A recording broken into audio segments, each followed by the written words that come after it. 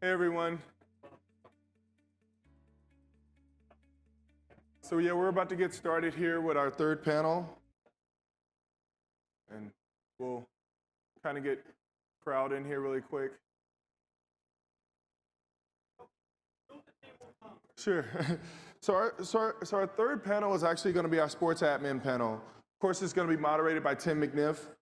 We have Andy Coates, the Director of Education for the Minnesota Youth Soccer Association, Sally Johnson, the Executive Director of the National Council of Youth Sports, and Mike Couzone, currently the USA Football Regional Manager and worked 3 years with the USSA Baseball. Thank you.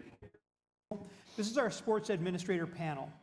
As Tyree just said, Andy Coates, Mike Couzone, and Sally Johnson joining us this morning. And we want to talk about a couple of different issues. One being the role of an amateur sports administrator today and where perhaps we see that evolving in the future. And these are a lot of some weighty issues. I don't know what we'll be able to solve today, but we're hoping, I guess, really to have a discussion that helps some administrators out there in the sharing of best practices. So if I could, Mike, if I could start with you, what keeps you up at night? As you sit there as a sports administrator, I mean, you go before your head is pillow that night, what's that thing that keeps eating at you? Yeah, again, I'm with USA Football, so I mean, we work with youth and high school football and trying to make the game better and safer. I know two of the guys here, Scott and Kent from Minneapolis Park and Rec Board. We work, hand in hand with them, and one of the things that keeps myself as well as the rest of USA Football up at night is again, the participation numbers are down so much that in a lot of communities they are getting rid of youth football in general. So as a generation might go by, there might be hundreds of thousands of kids that will not have the experience of playing youth football within their community with their friends, developing all of the, all the positives that come with the sport that were talked about in the last panel, that might be missed by, by a handful of communities. And, we're doing everything we can to get those participation numbers to hopefully steady and then increase, because again, the football as well as, all youth team sports in general have so much to offer, the kids that are playing. Sally? I love this question. So about 2 years ago, I was at a concussion summit, and the room was filled with about 40 individuals, those of which 39 were men. And we went around the room and introduced ourselves, and the first person said their name and where they were from, and as it went around the room, all of a sudden it was like, well, I'm so-and-so, and I had 3 concussions, and then we went to the next one, and they had 5, and the next person had 7, and the other had 11, and I was near the end of the introductions. And when it got to me, I said, my name is Sally Johnson, and I proudly serve as the Executive Director of the National Council of Youth Sports. I've never had a concussion. The room went silent, like, oh, this woman. I said, however, our members work with 60 million registered participants, 40 million actual boys and girls, because some of those youngsters play more than one sport. I've never had a concussion, but I do bang my head against the wall often. And what really keeps me up is the communication, the media. And when I say media, I no longer mean electronic and paper press. I mean the media today are the parents and the fans and the athletes who are in the stands who have their iPhones on them, and they're taking pictures of a fight that broke out between 2 parents, and suddenly it's posted on social media and being shared on and on and on. So we are no longer just battling the positive messages and trying to have the traditional media highlight the player of the week and the coach of the year and so forth, but we're battling messaging and a positive message on all of the good benefits of sport. Andy, you seem to be with soccer. It's a sport that has just skyrocketed in terms of participation.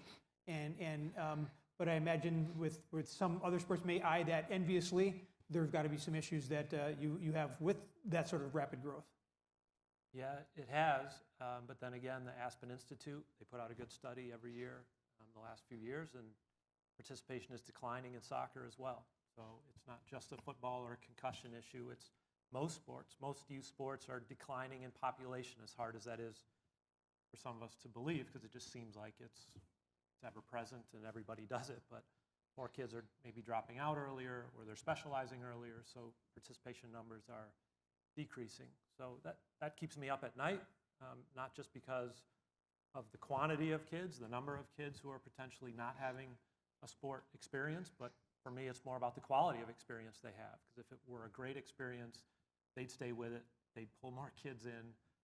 Some of them are leaving because they're not having a positive enough experience. And as we've said in the other panels, I found myself nodding my head a lot of other options that kids have these days. So the competition for their leisure time is pretty fierce. In the first panel discussion today, we heard comments regarding, and it was talking about the coaching experience, but they got into this whole thing of trying to make a positive experience for the kids, and then the involvement of parents and how that all enters into it. As administrators, how do you balance that whole thing of trying to have a league with wins and losses, coaches dealing with kids, and then there's parents who ultimately want the best for their child, and that has to be a fuel for conflict. Yeah, I mean, I'll jump in for a second there. I mean, the first and foremost, I mean, the parents, they're all in it because they want the best for their kid, which is fantastic. So again, a lot of it's just, I think some of this was discussed in previous panels, is really setting that expectation up front. It's letting the team know, as well as the parents. If you're having coaches meetings, parents meetings, setting that expectation. Hopefully before the first practice on what the goals are for the organization. What we're going to try to have have your child go through in order to develop physically, socially, mentally throughout a 3-month season, whatever it may be. And hopefully from there, that's going to alleviate some of the issues that some of the parents might have, because all that's going to be worked out up front instead of in the middle of a season when things might come up here and there. Sally? I know. I wish you could get a little more fired up. I think we need to let all levels, everyone, understand that sport today is really safer than it has ever been. 21 years ago, I made a comment and called this the youth sports industry, and I took a hit. It was an industry? Like, really?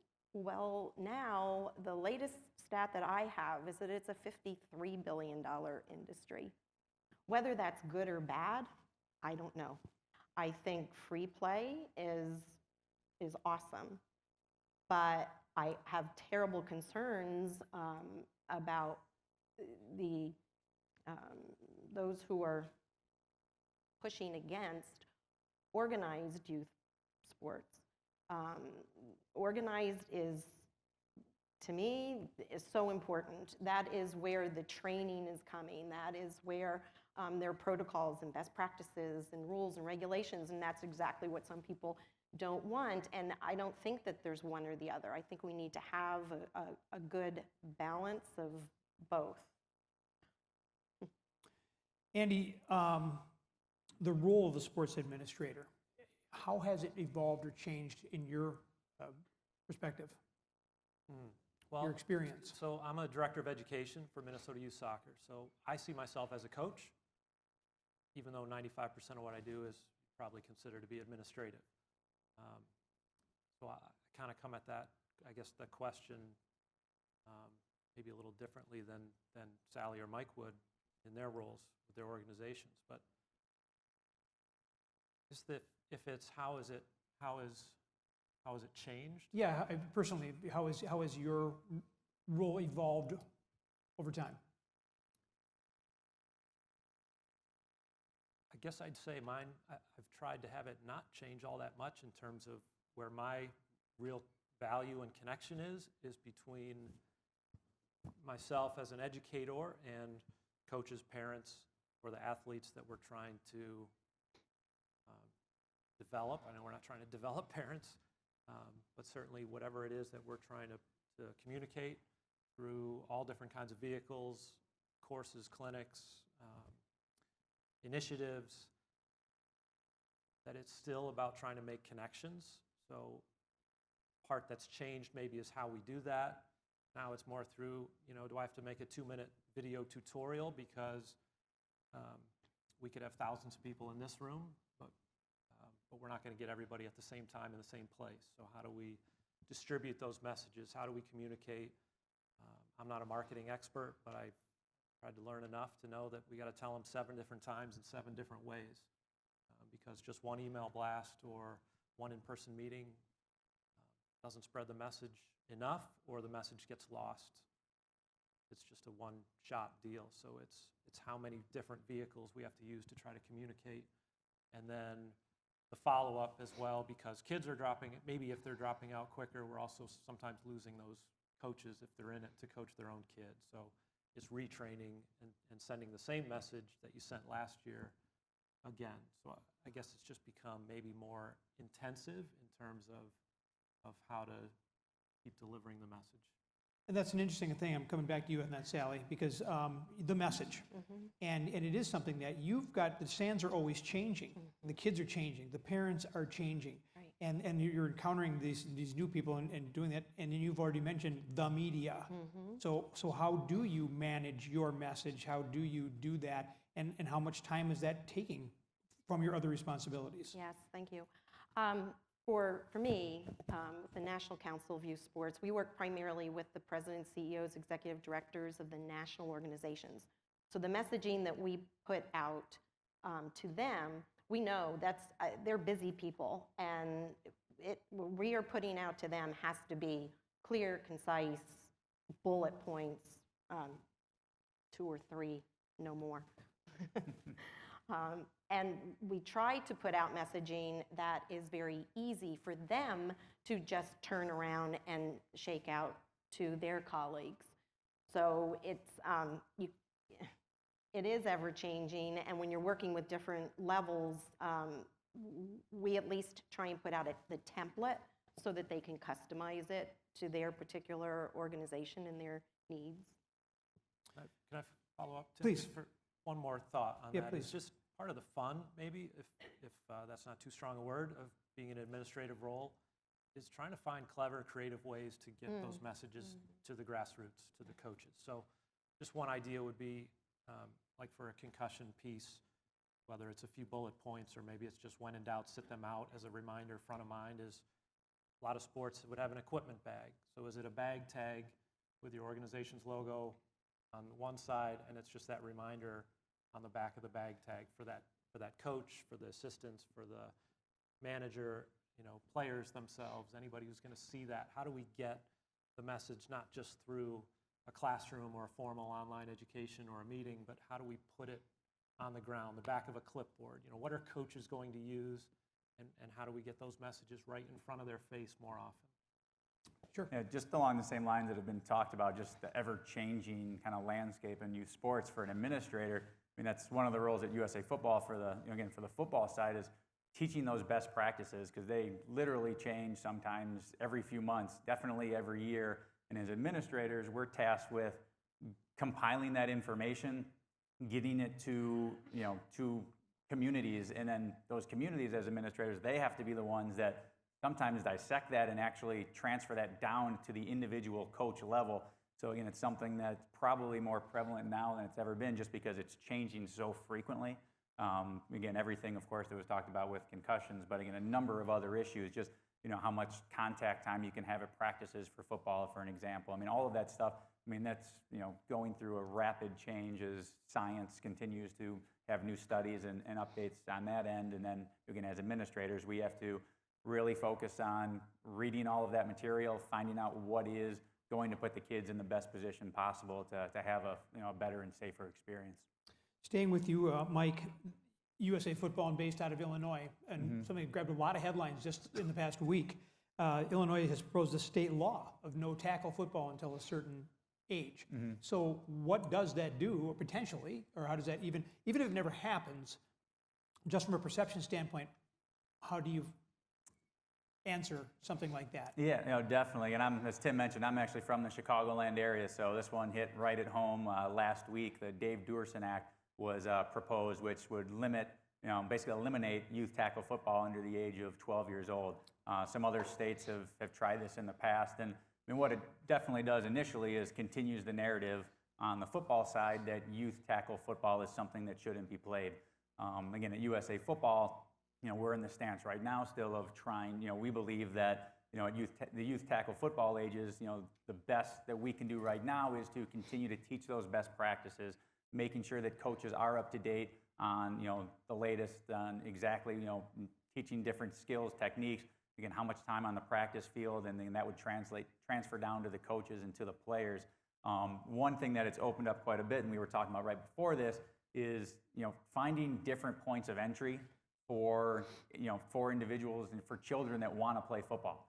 Again, it's no shock that youth tackle football numbers are down over the last handful of years. And actually, this past year was the first year that youth flag football had more kids come out than tackle football. And where we're at currently in the football landscape is, most leagues up to a couple years ago, it was either they were playing flag football or they were playing full 11-on-11 tackle football.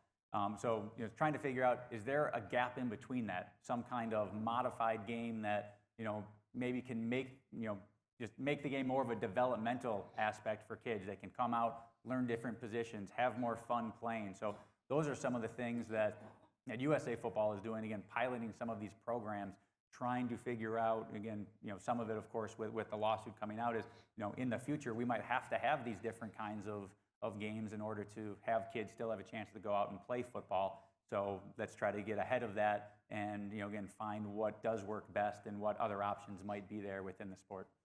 But then letting the media know that the rules in football in youth football have changed, that, the tackling and in practice is that's out. We need to get that message out, because otherwise, the parents they're scared. They don't want to put these kids in the high contact sports.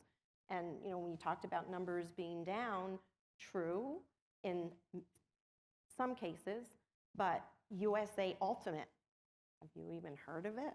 It is like the fastest growing sport right now. Disc golf. There's sports that are really picking up at the same time.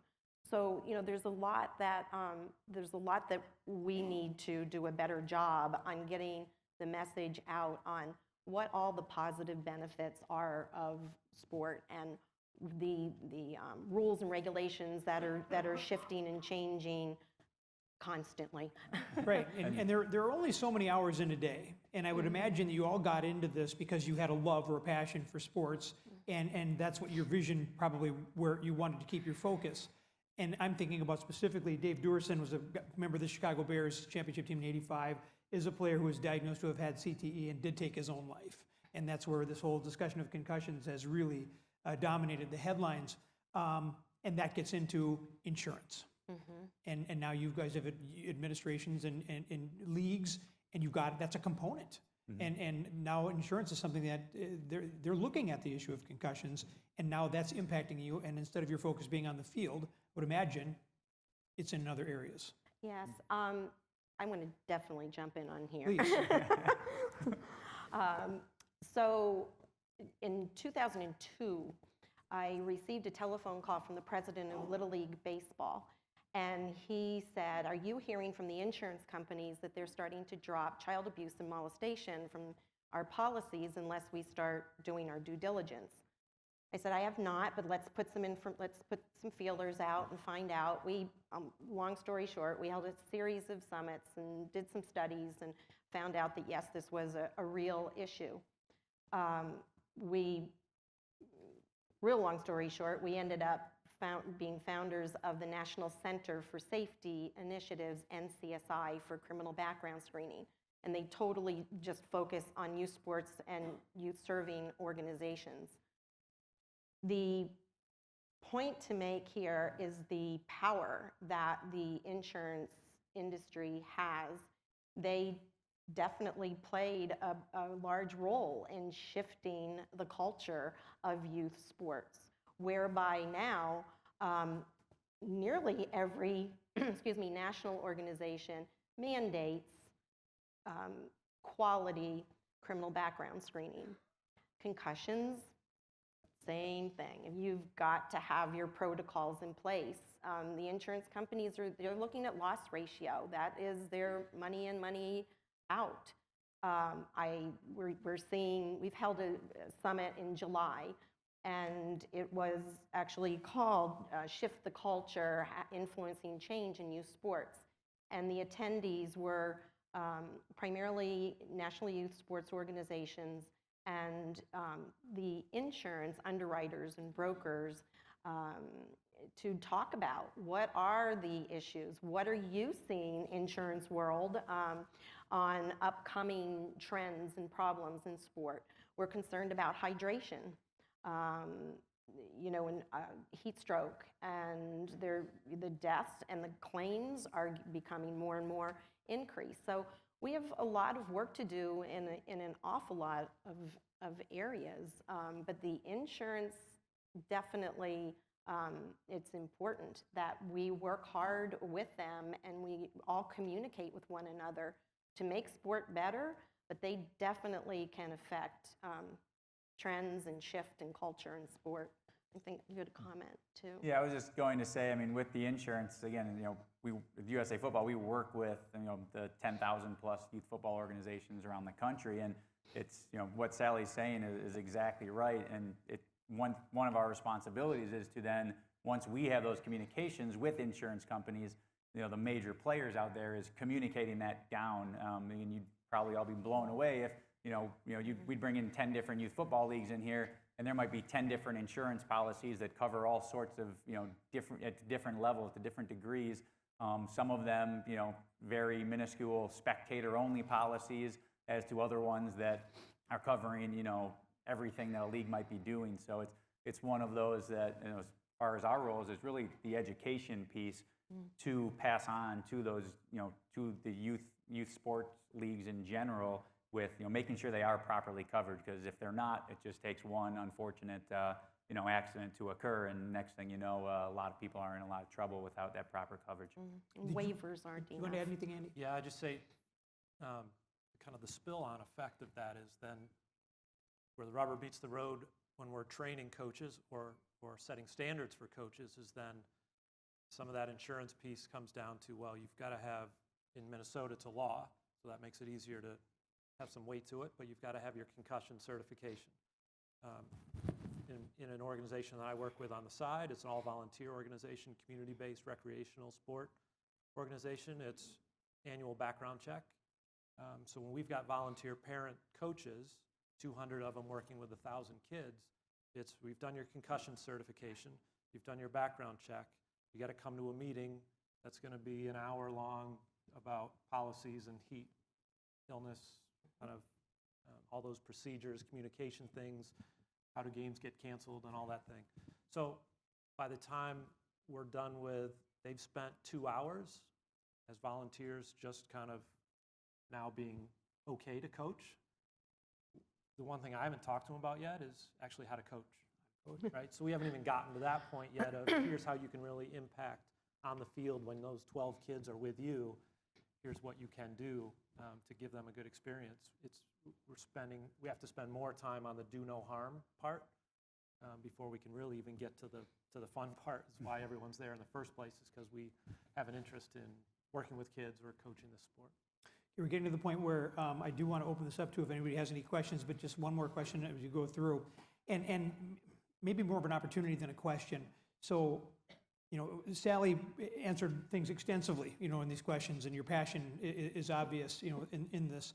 And one of the things you said was, we're probably not going to solve, anything today, but I want to share best practices or encourage the sharing of best practices. In that vein, Andy, is there anything you'd like to just throw out there to administrators in general as far as best practices, or something that's worked for you or that's helped you maintain your love or perhaps even your sanity in your position? For most things, it comes down to me in communicating a message is to start with the why, right? Some of you may have seen this Simon Sinek TED Talk.